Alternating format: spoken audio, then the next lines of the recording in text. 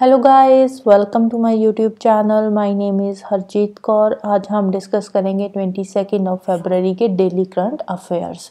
Right, तो अगर आपको इस पर्टिकुलर लेक्चर की पीडीएफ चाहिए तो उसके लिए आप मेरा टेलीग्राम चैनल ज्वाइन कर सकते हो। तो शुरू करते हैं। सबसे पहले इंपॉर्टेंट डेज देख लेते हैं। तो सबसे पहले आता है फेब 21 ऑफ फरवरी को होता है international mother language day. International mother language day कब होता है? फेब 21 को। तो इस साल का जो इंटरनेशनल मदर लैंग्वेज डे का थीम है वो क्या है? Multilingual education is a pillar of intergenerational learning. Okay, next आता है 22 ऑफ फरवरी को वर्ल्ड थिंकिंग डे। तो वर्ल्ड थिंकिंग डे कब होता है? 22 ऑफ फरवरी को। 21 फरवरी को मदर लैंग्वेज डे है, इंटरनेशनल मदर लैंग्वेज डे। तो मदर लैंग्वेज डे के नेक्स्ट डे होता है world Thinking day. World Thinking day जो होता है वो जो गर्ल्स होती है उनको इक्वल अपॉर्चुनिटी प्रोवाइड करने के लिए वर्ल्ड थिंकिंग डे जो होता है 22 ऑफ फरवरी को सेलिब्रेट किया जाता है। और इस साल का जो वर्ल्ड थिंकिंग डे का थीम है वो क्या है?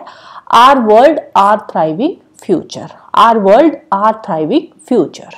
ओके, नेक्स्ट चलते हैं। तो सबसे पहली न्यूज क्या है? Supreme Court says Vedanta can refurbish closed copper smelting plant in Thoothukudi. Right, closed copper smelting plant. Copper smelting plant की यहाँ पे बात हो रही है। कॉपर स्मेल्टिंग प्लांट है थूथुकुंडी में। थूथुकुंडी कहाँ पे है? तमिलनाडु के अंदर। राइट, तो ये जो लोकेशन है थूथुकुंडी की ये इंपॉर्टेंट है। थूथुकुंडी जो है ये कौन सा प्लांट है? कॉपर स्मेल्टिंग प्लांट है। कहाँ पे है? तमिलनाडु के अंदर है।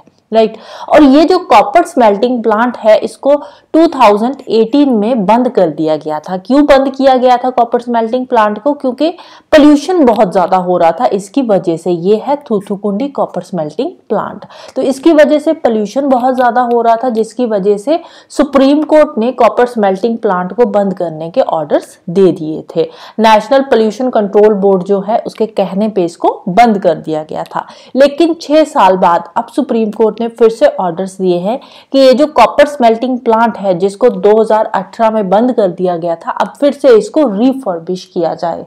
अब इसको इस तरह से रिफर्बिश किया जाए सो दैट कि जो पोल्यूशन है वो भी थोड़ा कम हो। तो थूथुकुंडी क्या है? एक कॉपर स्मेल्टिंग प्लांट है थूथुकुंडी के अंदर। थूथुकुंडी तमिलनाडु में है। राइट, तो कॉपर स्मेल्टिंग प्लांट को जो बंद हो गया था 6 साल पहले, उसको अब फिर से रिफर्बिश करने के ऑर्डर्स दिए हैं सुप्रीम कोर्ट ने। नेक्स्ट है Manipur High Court removes portion of its order on ST tag for मिटिस।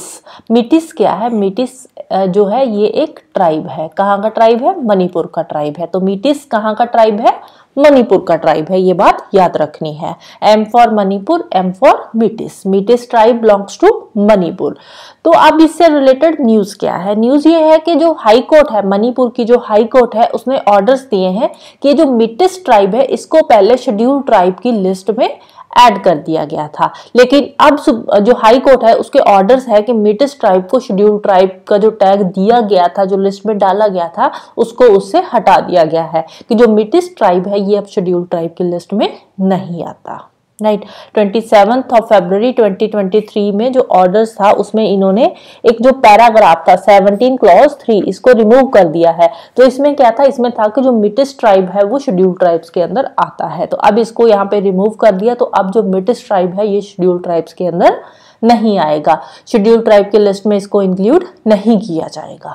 Right, next union cabinet approved 100% FDI in space sector. अब देखो जो स्पेस सेक्टर है ना, स्पेस सेक्टर को आगे 3 कैटेगरीज में डिवाइड किया गया है अकॉर्डिंग टू एक्टिविटीज। तो अब वो 3 कैटेगरीज कौन सी है उनको हम देखते हैं, और उसमें से कौन सी कैटेगरी में 100% एफडीआई जो है अलाउ की है वो हम डिस्कस करेंगे। तो कौन सी ये 3 जो कैटेगरीज है स्पेस सेक्टर की? सबसे पहली जो कैटेगरी आती है उसमें जो एफडीआई है 74% अलाउ करी है अंडर ऑटोमेटिक रूट। अब देखो जो एफडीआई होती है, एक तो होता है ऑटोमेटिक रूट होता है, एक होता है गवर्नमेंट रूट। अब दोनों में डिफरेंस क्या है? ऑटोमेटिक रूट के थ्रू डायरेक्टली कोई भी फॉरेन कंपनी आएगी, इन्वेस्ट करेगी। गवर्नमेंट रूट जो है इसके थ्रू जो भी हमारे गवर्नमेंट के रूल्स है, रेगुलेशंस है, इनको फॉलो करना पड़ेगा गवर्नमेंट के रूल्स रेगुलेशंस को, तो उसके बाद ही वो इन्वेस्टमेंट अलाउ होगी, राइट। तो ये डिफरेंस है automatic route and government route का। तो 74% ऑटोमेटिक रूट के थ्रू अलाउ है। स्पेस सेक्टर के अंदर कौन सी एक्टिविटीज में अलाउड है? सैटेलाइट मैन्युफैक्चरिंग एंड ऑपरेशन में, satellite data products and ground segment and user segment के अंदर जो एफडीआई है 74% तक ऑटोमेटिक रूट के थ्रू अलाउ है। अगर उससे ज्यादा इन्वेस्ट करना है, एफडीआई आ रही है, तो वो गवर्नमेंट रूट के थ्रू आएगी। गवर्नमेंट की रूल्स रेगुलेशंस को जो भी होगी उसको फॉलो करना पड़ेगा, उसके बाद ही वो इन्वेस्ट कर सकते हैं। फिर सेकंड आता है, सेकंड एक्टिविटी कौन सी है? Launch vehicles and associated system और subsystems, creation of sea ports for launching के लिए जो सी पोर्ट्स बनाए जाते हैं या स्पेसक्राफ्ट्स यहाँ पे आते हैं, रिसीव किए जाते हैं, तो वहां पे जो एफडीआई है वहां पे कितनी अलाउड है? 49% अंडर ऑटोमेटिक रूट। तो यहाँ पे 49% ऑटोमेटिक रूट के थ्रू अलाउड है। अगर 49 से ज्यादा इन्वेस्ट करना है तो वो गवर्नमेंट रूट के थ्रू होगा, राइट। अब 100% जो एफडीआई है ये कौन से एक्टिविटीज में आएगी? ये आएगी manufacturing of components and systems, सब सिस्टम्स फॉर सैटेलाइट के जो कंपोनेंट्स बनाए जाते हैं तो उसमें जो एफडीआई है वो 100% अलाउ कर दी गई है। Ground segment and user segment के अंदर जो एफडीआई है यहाँ पे 100% तक एफडीआई जो है वो अलाउ कर दी गई है। Next senior Supreme Court advocate Fali S Nariman passes away at 95। Senior Supreme Court advocate थे फाली एस नरीमान, रिसेंटली इनकी डेथ हो गई है। एज कितनी थी? 95 की एज थी इनकी। तो अब इनको 1991 में पद्म भूषण से सम्मानित किया गया था और 2007 के अंदर पद्म विभूषण से इनको सम्मानित किया गया था। तो इनकी एक ऑटोबायोग्राफी है जिसका नाम क्या है? Before memory fades. तो ऑटोबायोग्राफी इंपॉर्टेंट है, इसको याद रखना है। ऑटोबायोग्राफी का नाम क्या है? Before memory fades. किसकी है?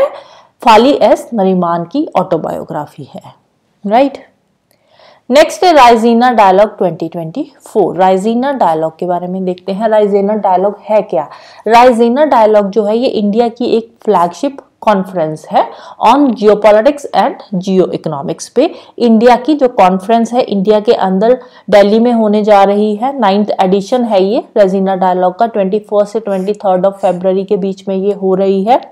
तो इसमें बहुत सारे जो इंटरनेशनल कम्युनिटी में जो इश्यूज चल रहे हैं, जो बहुत ही चैलेंजिंग इश्यूज है, उन इश्यूज को राइजीना डायलॉग के अंदर डिस्कस किया जाएगा, राइट। और ये जो राइजीना डायलॉग होने जा रही है इसमें 115 कंट्रीज में से 2500 से भी ज्यादा पार्टिसिपेंट इस राइजीना डायलॉग को ज्वाइन कर रहे हैं। कहाँ पे हो रही है? न्यू दिल्ली के अंदर हो रही है, राइट। और यहाँ पे चीफ गेस्ट कौन है? यहाँ पे चीफ गेस्ट है ग्रीस के prime minister H.E. Mister. Greece के प्राइम मिनिस्टर कौन है? Mister Kyriakos Mitsotakis, right. Mister Kyriakos Mitsotakis Greece के प्राइम मिनिस्टर यहाँ पे जो है चीफ गेस्ट रहेंगे। और इस साल का जो थीम है राइजीना डायलॉग का थीम क्या है? Chaturanga, conflict, contest, cooperate and create. Chaturanga, conflict, contest, cooperate and create, right. तो यहाँ पे ये जो भी इसका थीम है वो CCC से ही स्टार्ट हो रहा है। इस तरह से आप इसको याद कर सकते हो क्योंकि ऑप्शंस आएंगे तो ऑप्शंस में आप देख सकते हो Chaturanga, conflict, contest, cooperate and create. तो 2500 से ज्यादा पार्टिसिपेंट्स जो है इसमें आ रहे हैं, इसको अटेंड कर रहे हैं। 115 कंट्री से ये पार्टिसिपेंट्स आ रहे हैं।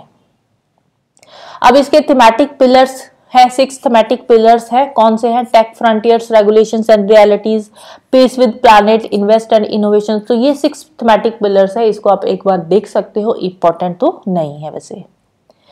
नेक्स्ट चलते हैं क्वेश्चंस पे, राइट। तो ये वन लाइनर न्यूज होती है जिनको मैं क्वेश्चन फॉर्मेट में यहाँ पे बना देती हूँ। तो फर्स्ट आती है, बुक का नाम है डैबलिंग इन डिप्लोमेसी। डैबलिंग इन डिप्लोमेसी ये बुक किसकी है? ये बुक है प्रोफेसर S.D. मुनी की। तो बुक रिसेंटली ये लॉन्च हुई है, डैबलिंग इन डिप्लोमेसी, जिसके राइटर है प्रोफेसर S.D. मुनी। नेक्स्ट है, name the RPSF constable who confers with जीवन रक्षा पदक। आरपीएसएफ, आरपीएसएफ क्या है? Railway protection special force. RPSF railway protection special force. तो रेलवे प्रोटेक्शन स्पेशल फोर्स के एक कांस्टेबल को रिसेंटली जीवन रक्षा पदक दिया गया है। क्यों दिया गया है? क्योंकि उन्होंने एक लेडी पैसेंजर की जान बचाई थी, इसीलिए उनको जीवन रक्षा पदक दिया गया है। तो इस कांस्टेबल का नाम क्या है? नाम है श्री शशिकांत कुमार।